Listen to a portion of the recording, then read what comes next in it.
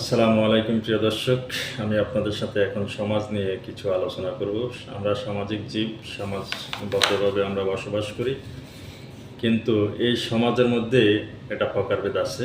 সেটা হচ্ছে সমাজ মূলত দুইটা, একটা হচ্ছে শহরের সমাজ আর একটা হচ্ছে গ্রামের সমাজ। শহরের সমাজে একই ছাদের নিচে ১,৫০০-২,০০০ মানুষ বসবাস করলেও কিঞ্চিত পরিমাণ লোক একে অপরকে চেনে, আর সবাই থাকে বিজি যার যার কাজে, কেউ কারো আলোচনা কিংবা সমালোচনা করে না।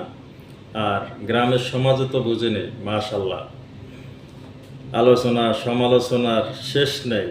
গ্রামের যে দোকানগুলো, এগুলো এক একটা সংসদ।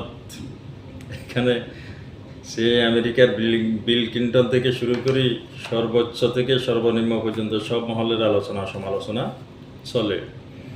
সুতরাং সমাজ দুইটা, একটা হচ্ছে শহরের সমাজ, একটা হচ্ছে গ্রামের সমাজ।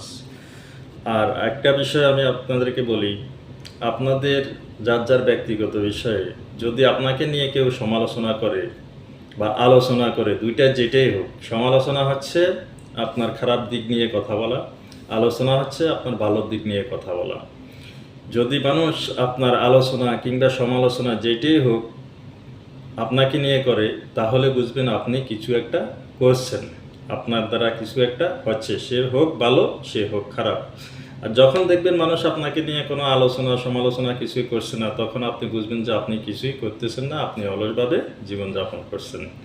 সুতরাং আমি বলবো, আমরা তো অবশ্যই সবসময় ভালো কিছু করার চেষ্টা করি এবং ভালো কিছু করার চেষ্টা করবো ইনশাল্লাহ। একজন মানুষ হিসেবে আমার মনুষ্যত্বর টিকে রাখি, আমি সবসময় ভালো কিছু করার চেষ্টা করব।